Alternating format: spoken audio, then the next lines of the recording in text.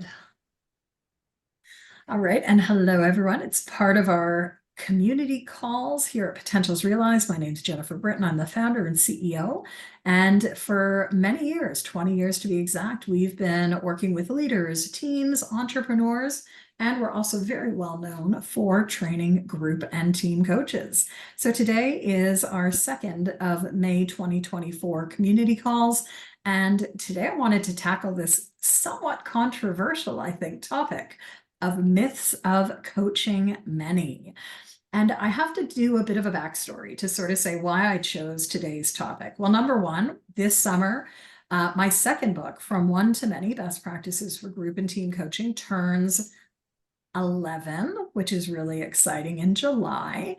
But at the same time, I'm also, I've been getting a lot of questions from people who have heard coaching experts saying, you can't coach using visual cards. You can't incorporate things like charms. That's not coaching. So I wanted to really talk about, what do teams, what do groups need in today's world to really have conversations that are meaningful? The world is a changing place. And the good news is coaching is all about change. At the same token, we also need to be, I think, a little bit more innovative with our approaches in really reaching the masses, especially when we go to coach many, which of course is scaling our coaching conversation to groups where people come together based on interests. So maybe groups of new entrepreneurs, groups of seasoned professionals who come together to look at retirement issues, parents, etc. Or we might be coaching teams. And we know in teams that the most successful teams are the most diverse teams. What that means is the way we coach one person is not going to have resonance with everyone else. So that means when coaching many, we want to make sure we're growing our range. And that's what it's all about. I want to share 5 myths that I have heard over the years. Some of these are written in From One to Many, and really wanted to do a bit of a debunking of some of them as well. So welcome. If this is your first call, this is sort of one of our mainstream every other weeks. And as I said, we're going to debunk some of these commonly held myths of coaching many.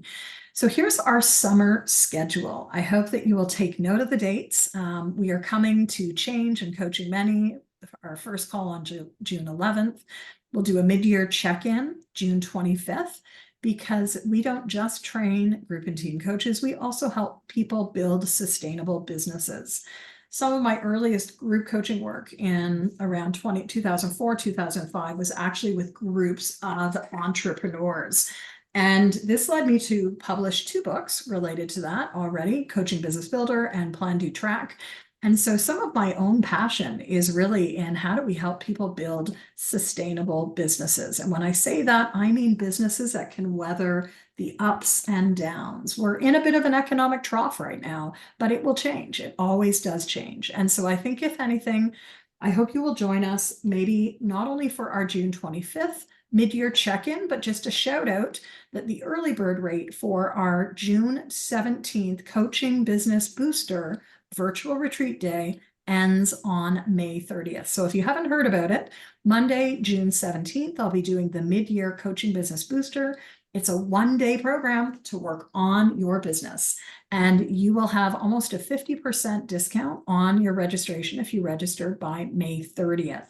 You can head on over to groupcoachingessentials.ca to find out more, but the Coaching Business Booster will run from 8:30 to 4:30 virtually.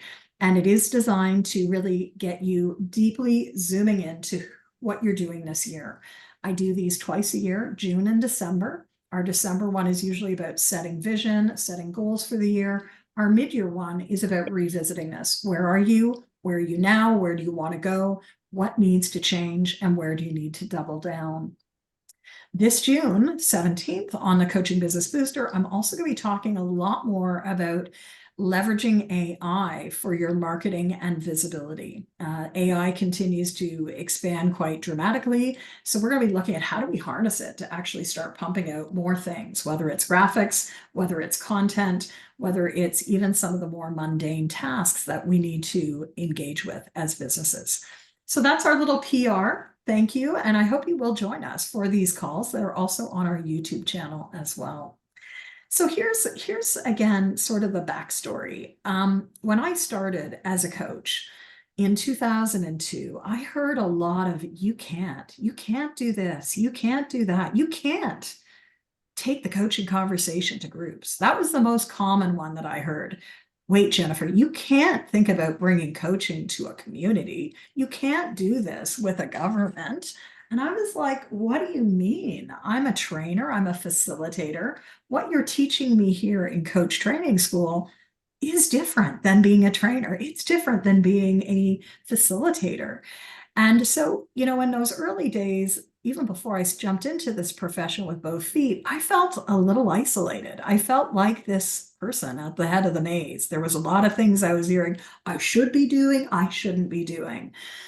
Now, sadly, I think 22 years later, the echo chamber still exists. The maze that we call the coaching profession also exists. And it's not uncommon as a mentor coach and coaching supervisor to hear a lot of the storylines people have been fed. It's disheartening because really it can feel like, what should I be doing? It's hard enough to build a business, let alone you should be doing this, should be doing that. So today, that really led to me leading this call around what are the myths, what are the realities of coaching many? And I say that as a person who wrote the world's first book on group coaching. I've trained thousands, if not tens of thousands, of coach trainees over the last 20 years. Maybe if I'd started this business 10 years later, I'd be a little bit more savvy on being able to say, I've trained 19,992 people in that time, because I know a lot of the experts today can do that because they came into this business when there was automation. What I can say is, I am an experiential educator at heart. Our work is all about heart work, body work. It's about bringing people together for conversation. So I want to hope that this is going to be a bit of a controversial conversation, because there's a lot of people, especially newer coaches, who are being told, don't do this, do that. And the number one is that coaching has to be all verbal. You can't bring in visuals. You can't bring in cards. Myth number one is that everyone wants to be coached in the same way. If we actually look at the new ICF competency-based, launched only 3 years ago in 2021, there is provision in that for a coach actually being demanded of being able to adjust the way they coach to meet the diverse needs, belief systems, and worldviews of the clients that they serve.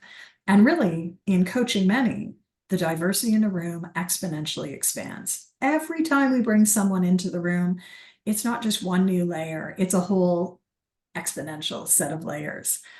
And I think it's really important that we recognize that not everyone in the world accesses wisdom through talking. Especially if you're working with global groups, you might have first, second, third, even fourth languages at play. And so in coaching, if we're really talking about scaling our work, if we're really talking about, really reaching across the many layers of this world, how are we making sure that we are allowing people to be part of that dialogue? And dialogue doesn't always have to be verbal. So invitation for you to remember that there are other alternative channels that we can be learning and communicating in, whether it's kinesthetic. So might you be getting people to draw things? Might you be getting them to go inward, to use somatic approaches, even in the way we present information? I think one of the blessings of the virtual space has been a real input of visuals. So are you incorporating that even in the room? I'm just packing for an event tomorrow. I'm working with 100 leaders, and we're using a lot of visuals. We're going to have stuff that people can touch, people can work with. I've got markers, I've got Post-it notes, because that's how learning happens. It doesn't just happen when we sit in a chair and think. We got to get moving. So myth number one, everyone wants to be coached in the same way. Number two, related to this, as I said, visuals and exercises aren't coaching. I had someone come to a conversation, a coach training about 2 weeks ago, saying, Jennifer, I was told by an MCC that these things aren't coaching. No, they're not coaching, but they're a doorway into the coaching conversation. What is coaching? It's about activating our awareness and insight. It's about getting people into action and growth, grounded in their values, grounded in their vision, and really excited about where they want to go. So, what are we using to activate insight and new ideas? So, what I want to do for you, these, of course, are our conversation Sparker charms. You can head on over to our website to find them. It's been exciting for me, as I've said, like we've sold now over almost 150 of these in the last 5 months since launch. I think that's a pretty healthy number. And what it signals to me is people want something different. They want something that is not the regular, hey, welcome. What's important about this for you? They really want to be engaged in a more active way. So we're going to do that. And I want you to be thinking about this upcoming month, the month of June. It is our mid-year marker. And I want you to think about what is the metaphor you want to embrace for the month of June.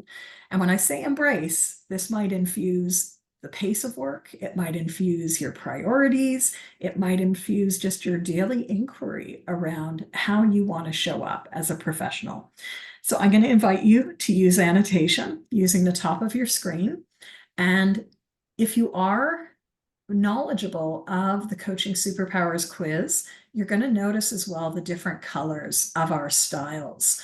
So for example, I am this purple creative tool master. As I go to pick my metaphor today, I want you to think about your number one or number two superpower so that you can also imprint your metaphor choice with your superpower. If you have no idea what I'm talking about, that's okay. There is a 2-minute quiz that you can take online. Head on over to bit.ly, so bit.ly/GT coaching superpower. GT for group team coaching superpower. Again, that's bit.ly/GT coaching supervisor.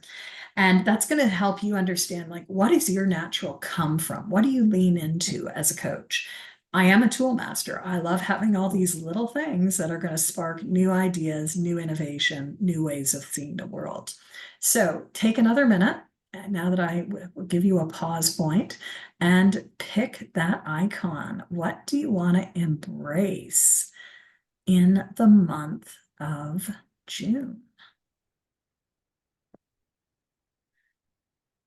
All right, so the three of us on the call today have chosen. I'm going to go first with you, Steph. What did you choose and what does it represent? So I chose the anchor. Now my superpower is a catalytic Firecracker. firecracker. Right. Yes. Generally. But I've been kind of treading water, so I need to get anchored and get back to my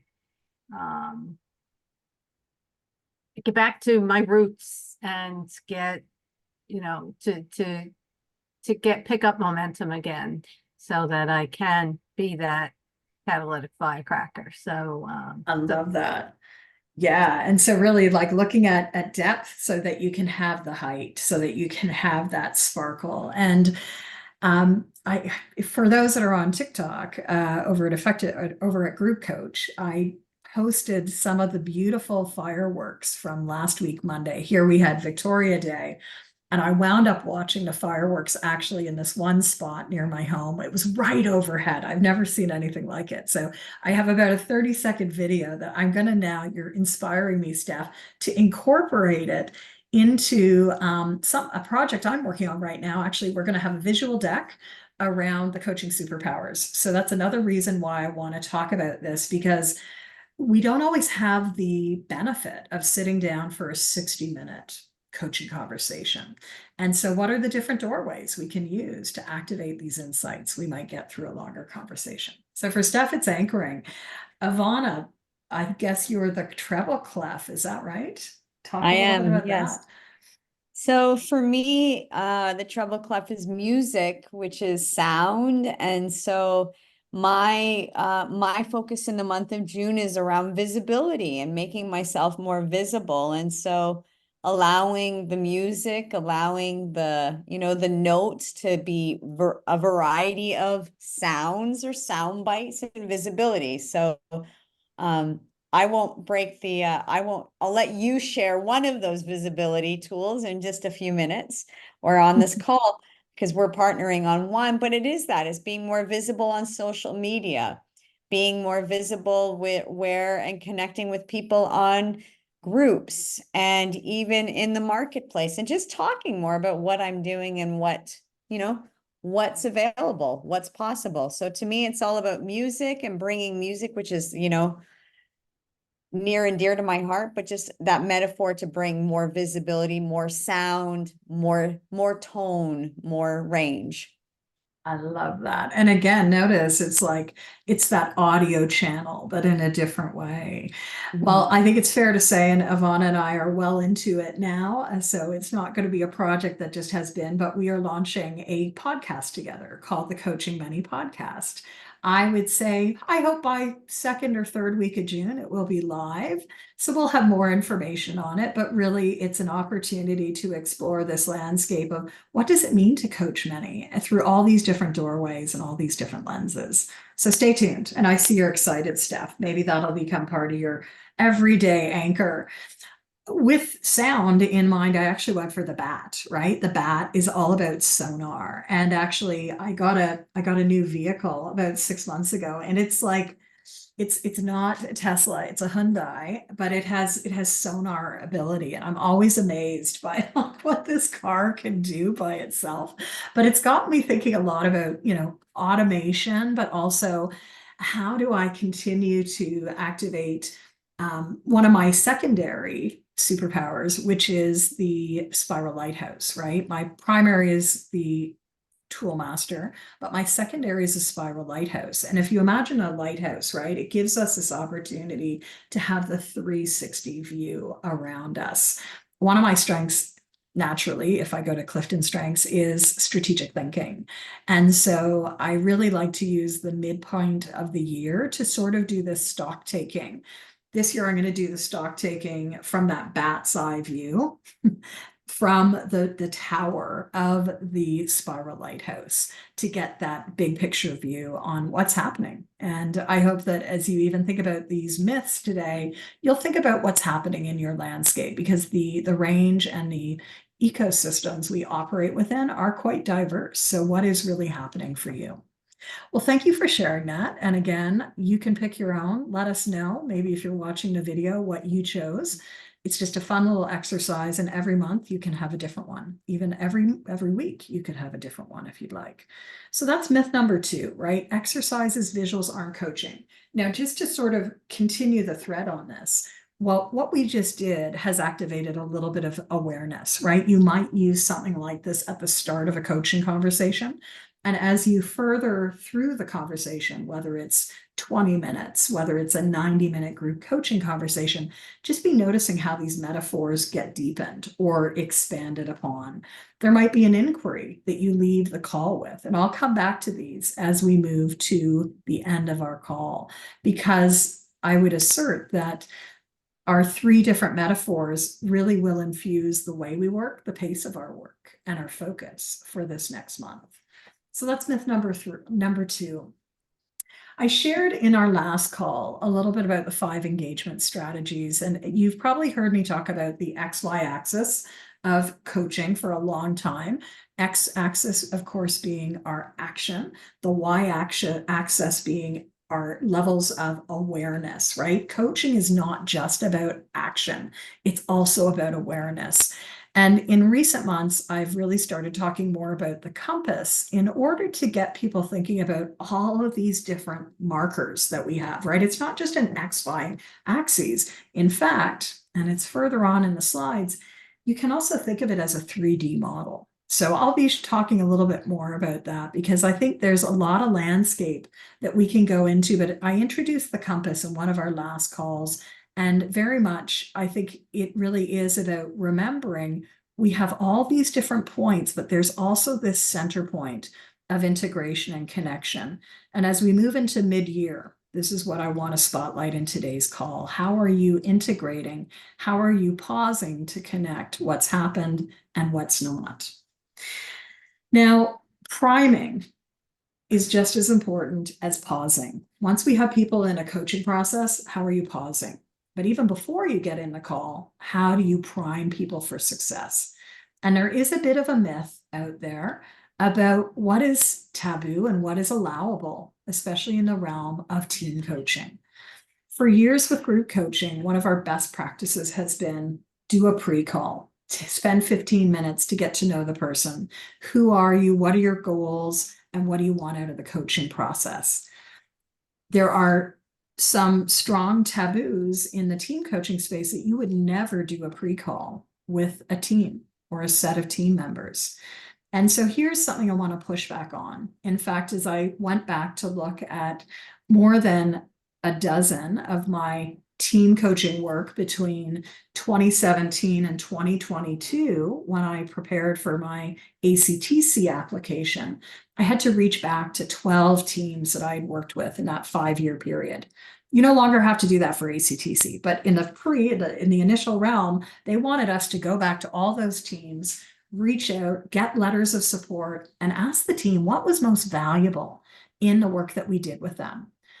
In the more than dozen teams that I reached out to, what was interesting, a couple of things came up. Number one was something that I'd remembered from so many of them, which was this pre-call. In those days, I would go on site or set up a Zoom call with team members. Now, transparency and making sure that I'm able to coach the entire team rather than coach these silos of individuals is critical. But for a majority of those 12 teams, people said, we really appreciated that you got to know all of us, not just in the day, but in all of the components of our work. And a couple of people even mentioned, it was great that you came out to meet us before you started our work. We love the fact that by the time we started our day, you knew us. So I really want to encourage you where it's appropriate and when you can maintain transparency in a context, how are you doing these pre-calls with your teams? And typically the 3 questions I'll ask in a team coaching realm is, who are you? What's your role? And what are your most important priorities in the next month, the next quarter, the next 6 months, the next year? That's going to give you a line of sight as a team coach that you cannot pick up in the room when you're surrounded now by 4, 6, 12, 100 people around you. So really, how are you using these opportunities to prime people? As we know, it's priming them for success. They can at least start saying, I haven't really thought about the most important priority or what I really want to be focusing on in the coaching work, but it now sets them up. As we know, trust, safety, connection are foundation to coaching many, that triad. And it has to be the 3-sided triangle: trust, safety, connection. If you're not connected to your clients, are you really coaching? That's my assertion. So let me just throw it out. Steph, Ivana, your experience with pre-calls, whether it's group coaching, team coaching, what do you find is important around pre-calls in this work? Any comments? Steph?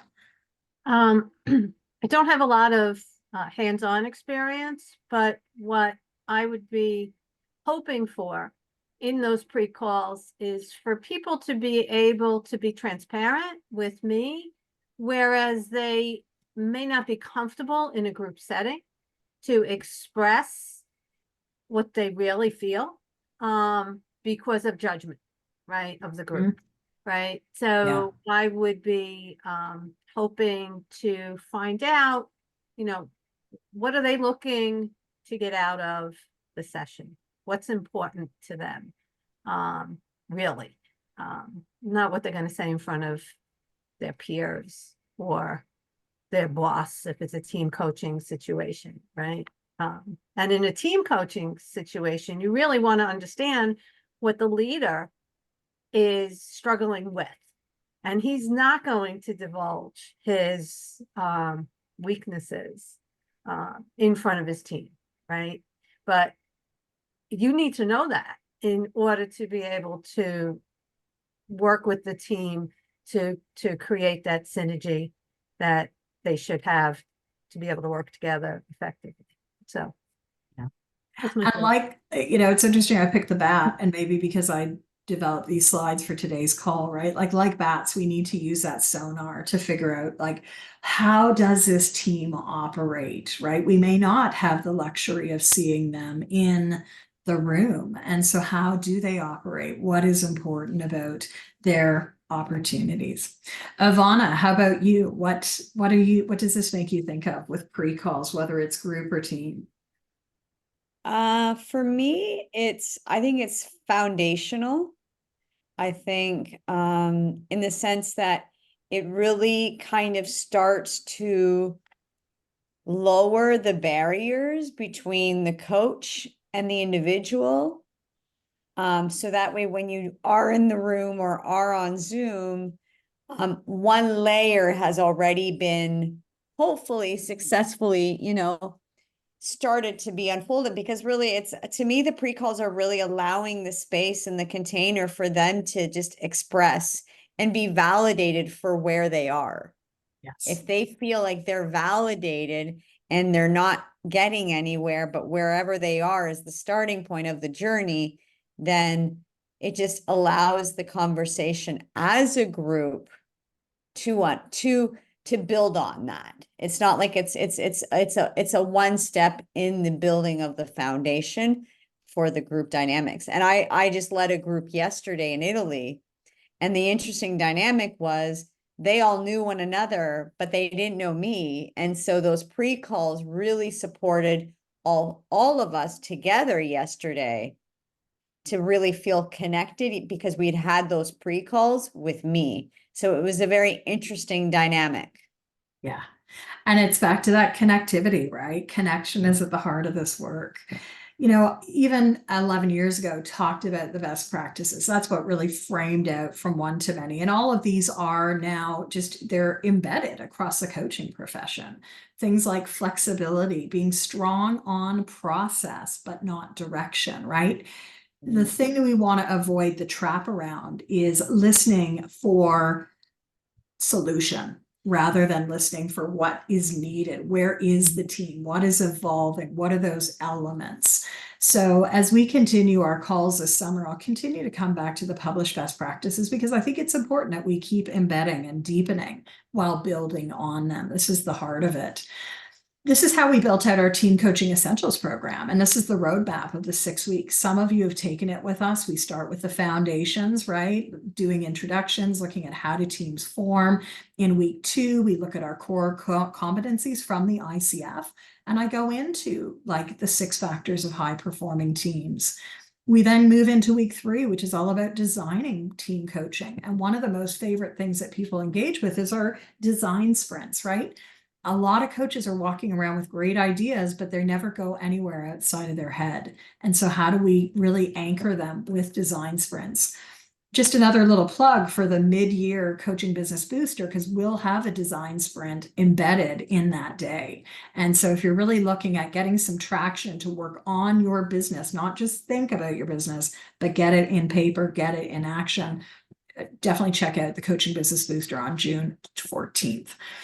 Couple of other areas I want to dive into just to get you thinking about, right? It is about the business, but it's also about how do we help people work across differences, right? Notice the colors in the middle. Like, we are all seeing things and working very differently. That naturally leads to roles and conflict. And in Team Coaching Essentials, we spend our 4th week on that whole area. This is one of the continued challenges for teams today. How do we work across this distinct, diverse landscape we come from? And that may mean we need to continue to build out our toolkit, which is why in week 6, like everyone loves, exercises and integration, because we can never stop learning in this field.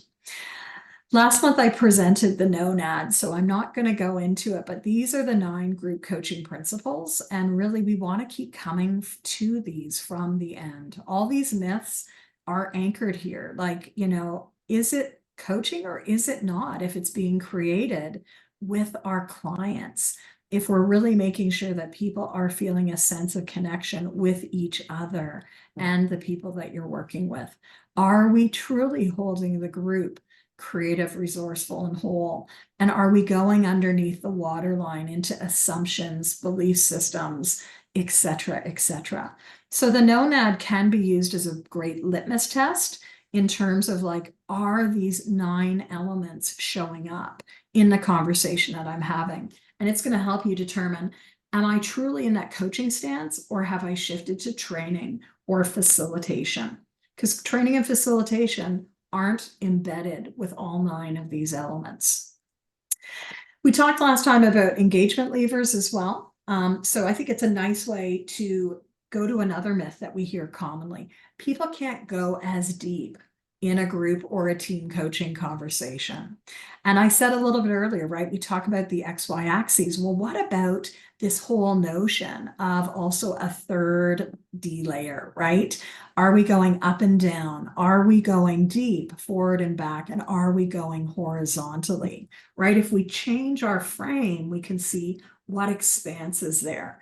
The other really neat thing I think we see in group or team coaching, and if you caught it on a few slides ago, the impact of the coaching doesn't not necessarily happen in the room, right? It's truly when the team goes off and does the work, when the group member is on the drive home from the conversation and goes, oh, I loved what Sally just said. I hadn't thought about things in that perspective. Because in group and team coaching, it's not just about us. It's not just about this 2D coordinate system. It really is about the 3D. Everyone is imprinting us with their layers. So I leave that with you to think about. And we recently talked about the 6 layers of connection, right? All of our work is about being very intentional in building things in. The final one I wanted to talk about is that there's only one way or only one model to coach groups and teams. And I didn't have a chance, but one day I'd love to do a stock taking of every coaching model that is out there. In fact, I resisted for many years even putting models to my names. But as you know, what really has caught root is my TED Talk, Coaching Teams Through Chaos, where I share with the listeners, which is all virtual now, 6 factors of high performing teams. And consistently now for almost 13 years, this model has been what teams are asking for. I'm going to be sharing it again tomorrow with 100 people in the room. I recently did something with the disc and I said, can you bring that team effectiveness thing you talk about on your TED Talk in as well?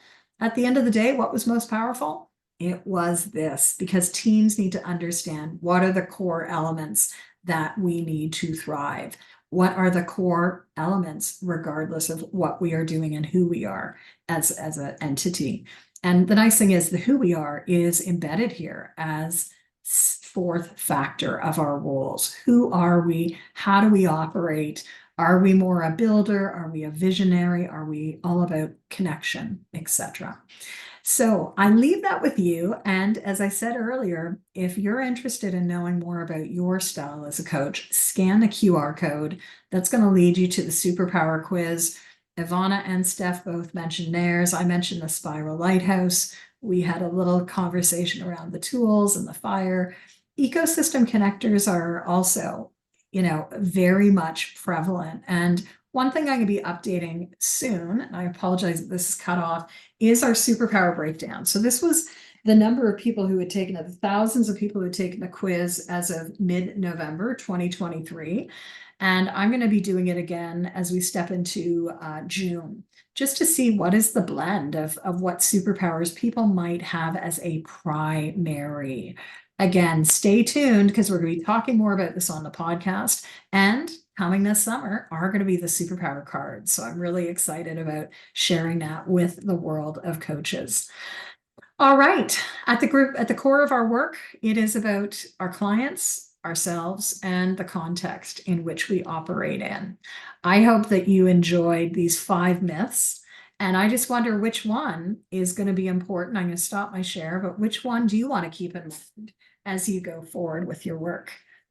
I know for me, it's about pre-calls. I think pre-calls are always the level setter, the conditioner of a great conversation. What would each one of you like to focus on? Ivana. I'm going to take on the myth number 1, the fact that not everyone wants to be coached in the same way. especially now expanding my reach into an Italian organization, and the culture is going to play a toll in this, and even language, because English is their second language and we're coaching in English. So I already saw it yesterday, the different needs that they have, untypical to other groups that I've led. Yeah. And, again, when we're working in second and third and fourth languages, this is where I really think for people to get the value, the visual cards are critical because they can create their own meaning. I know these are blank Post-its, but I've already packed my conversation sparker cards, but the visual is going to create their meaning, and they may be able to communicate 1/10 of what they're thinking about, yet there's layers that they leave with. So I love that. And Ivana, I think you're going to look for your cards, correct? I am. So Ivana has a Yeah. physical set now. That is the English version. I would say we also have Francophone, and we also have Spanish ones because there are questions. So think about how, visuals can be used. Steph, what are you going to experiment with or keep in mind as you go forward this month? I also like Myth One, and the fact that I have been coaching individually for several years, and breaking into the coaching space is something I've wanted to do for a long time, and I'm seriously thinking about the coaching business booster because I think I need something, but I want to get into the group coaching space. I think it's a huge opportunity to offer coaching to many people with the same needs. And I do believe that people learn from each other in group coaching. I've done the group coach and team coaching training, and it totally supports that there's a group dynamic that elevates the coaching to a whole nother level. Yeah, so I want to do more work I want to do work in the group coaching space. So Myth One. And again, like what we put out comes back. And what's really fun too is I think we're also seeing just a lot around collaboration. So be thinking about who's in your network. How do you, really leverage that as well? Well, thank you as always. So we're back in 2 weeks for our next call. And early bird, don't forget, May 30th. It was in the newsletter. Do you get the newsletter, Steph? I do. Check out the newsletter. Okay. And there are 2 installment payments if that makes it easier. I always like to say, pay in 2 if you don't have to pay in 1. All righty, we'll see you in 2 weeks. Have a good day. See ya. Bye, everyone. Thank you. Bye.